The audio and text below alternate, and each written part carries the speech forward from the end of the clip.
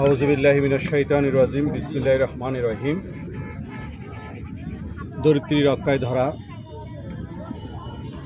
চকরিয়া কর্তৃক আয়োজিত আজকের নদী আন্তর্জাতিক নদী দিবস উপলক্ষে নদীর যে ভাঙন রোধ এবং বর্জ্য অপসারণ উপলক্ষে আজকের আয়োজিত এই সবাই সম্মানিত সভাপতি, উপস্থিত সম্মানিত অতিথিবৃন্দ এবং উপস্থিত সবাইকে আসসালামু আলাইকুম রহমতুল্লাহ। নদী এটা একটি প্রাকৃতিক সম্পদ। আমরা জানি নদী এটা প্রাকৃতিক সম্পদ, এটা আমাদের জাতীয় সম্পদ, এটা আমাদের আন্তর্জাতিক সম্পদ।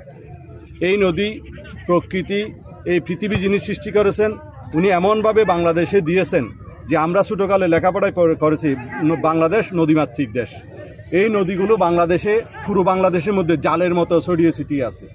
কিন্তু দুঃখের বিষয় হলো সত্যি যে এই নদীগুলো কিন্তু আগের মতো সেই নদী হিসেবে নাই, এখন এগুলো নালার মতো হয়ে গেছে। আমরা নদীতে বিভিন্ন বজ্র, বিভিন্ন শিল্প কারখানার বজ্রগুলা এবং বিভিন্ন আমাদের ঘরের যে অপদার্থ জিনিসগুলি আমরা এই নদীতে ফেলে এই নদীটাকে আমরা এখন নালা পরিণত করে ফেলছি। আপনারা দেখতে পারবেন আমরা যেখানে দাঁড়িয়ে আছি এই দাঁড়ানোর পিছনেই দেখা যাচ্ছে নদী ভাঙনের যে দৃশ্য। এটার কারণ হচ্ছে যে আমরা নদী যেভাবে প্রকৃতি দিয়েছেন, নদী যেভাবে এখানে চকরিয়াকে তথা পুরো বাংলাদেশকে যেভাবে সাজিয়েছেন, কিন্তু আমরা সেই সাজানো রাখি নাই।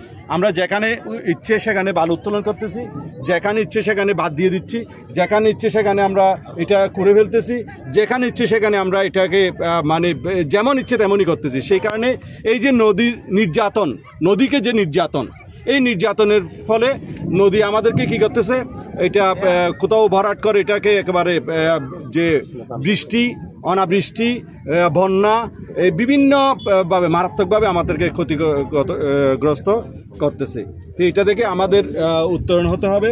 আমাদেরকে এই নদীর কথা বলতেছে, আমার পিছনেই এই গত কয়েক বছর আগে চকরিয়া গ্রামার স্কুলের 5 জন স্টুডেন্ট এখানে নির্মমভাবে শাহাদাত বরণ করেন।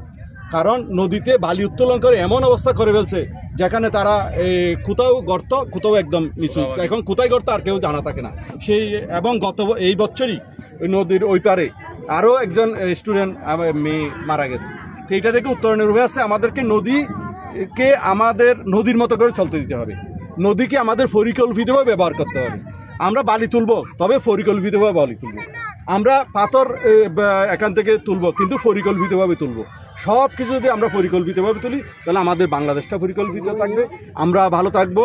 আমরা বৃষ্টির সময় বৃষ্টি পাবো, রোদের সময় রোদ পাবো, শীতের সময় শীত পাবো এবং আমরা ভালো থাকবো। এই হচ্ছে সবাইকে এইভাবে নদী রক্ষায় এগিয়ে আসার জন্য আমি আহ্বান জানিয়ে আমার বক্তব্য এখানে শেষ করছি। আসসালামু আলাইকুম।